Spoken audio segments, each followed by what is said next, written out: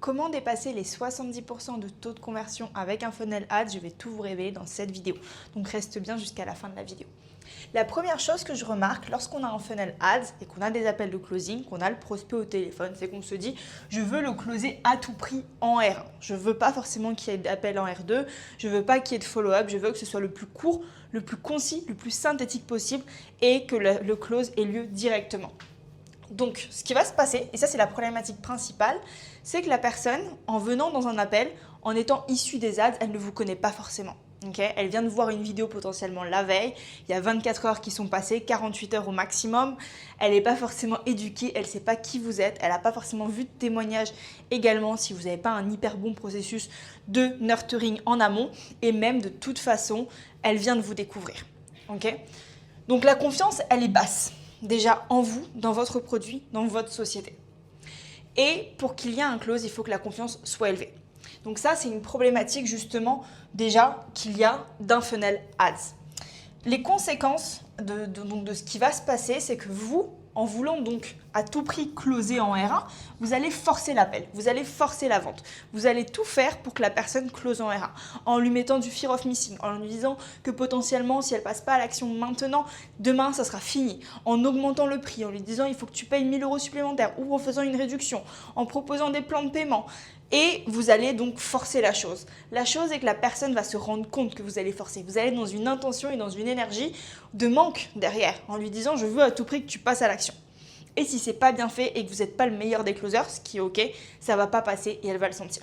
Donc ce qui va se passer ensuite, c'est que la personne va perdre de la confiance en vous. Okay, la confiance qui était déjà plus basse parce que vous êtes issu d'un funnel ads va encore diminuer. Donc, si la confiance baisse encore plus, c'est impossible qu'une vente aboutisse. Et c'est là où vous allez perdre beaucoup d'opportunités, vous allez faire dégringoler votre chiffre d'affaires et vous allez juste vouloir enchaîner les appels sur appels sur appels en vous disant « bon, ça va le faire à un moment donné, donc je garde la même stratégie et je vais à tout prix closer ».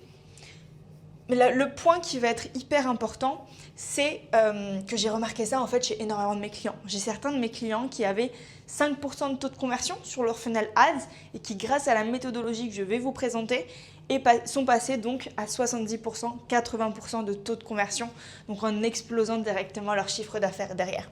La solution que je vous propose, c'est de le faire en R1, R2. D'accord? Donc un R1 de 30 minutes de découverte. Donc dans le cadrage, vous expliquez bien que ce n'est pas un appel de vente, que vous n'allez pas faire de proposition commerciale et vous vous y tenez. 0 proposition dans cet appel. Donc full découverte, vous apprenez à connaître votre prospect, vous découvrez ses problématiques, sa situation, ce qu'il faut justement lui mettre en place et vous lui dites « Ok, moi à l'heure actuelle, je ne vais pas te faire de proposition. » À la fin de l'appel, on va se placer un deuxième rendez-vous. Donc l'appel a duré 30 minutes.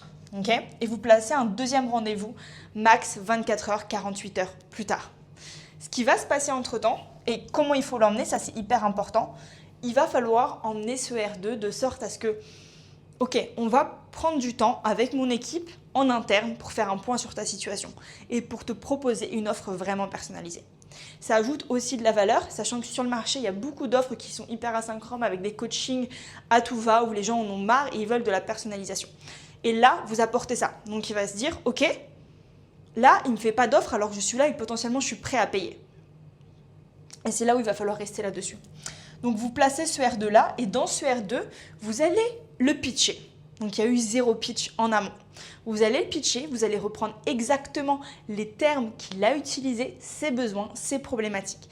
Et donc, vous allez amener donc votre pitch et votre produit comme la solution à ses besoins.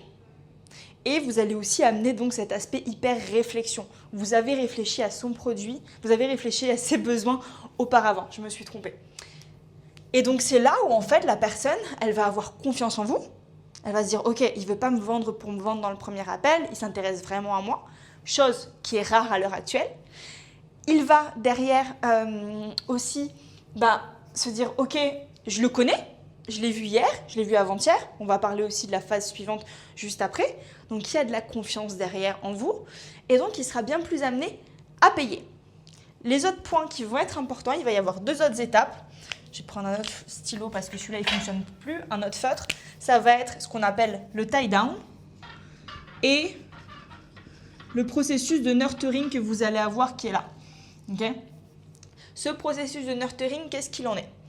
Dans le R1, la personne vous aura partagé des croyances, des objections, plein de points en fait qui la bloqueraient dans le passage à l'action, plein de points qu'il faut intégrer également dans le pitch. Vous, ces points-là, vous allez vous les noter, ok? Pour du traitement d'objections, sans friction. Donc vous allez l'amener sur le groupe WhatsApp, entre le R1 et le R2, à lui partager des value assets, à lui partager des vidéos éducatives qui répondent précisément à ses problématiques, à ses freins. Ça peut être, on le verra dans une prochaine vidéo, des témoignages. Ça peut être justement des personnes qui ont exactement la même situation que lui. Des vidéos de mindset, des vidéos pour casser toutes les croyances. Okay. Et ça va faire donc, c'est ce que je disais, qu'elle aura encore plus confiance et que même elle, ses propres croyances limitantes, ses propres biais qui l'empêcheraient en fait de passer à l'action seront totalement supprimés. Et donc la vente en R2 se fera encore plus. Et le dernier point qui est hyper important, c'est le tie down. Le tie down, ça va être le fait à la fin de l'appel de valider. Ok, je te fais pas d'offre dans cet appel. Par contre, je compte sur toi dans le R2 pour prendre une décision et de me dire oui ou non. Est-ce que tu t'engages à ça? Et vous voulez avoir un oui. Il faut que la personne s'engage dans le R2 à se dire oui, je passe à l'action et je prends une décision. Et comment vous pouvez l'emmener? Parce que c'est pas juste de lui dire tu prends une décision pour prendre une décision vis-à-vis de moi. C'est aussi ok, nous on va passer du temps, on va se poser réellement sur toi, sur tes besoins, sur ta problématique. Donc est-ce que tu peux aussi derrière respecter notre temps? Et c'est là où vous mettez de l'humanité. Est-ce que tu peux respecter notre temps et donc t'engager à prendre une décision en R2? Et donc ce qui va faire que même si vous êtes le pire des vendeurs, tout ce que vous avez à maîtriser réellement, c'est la découverte.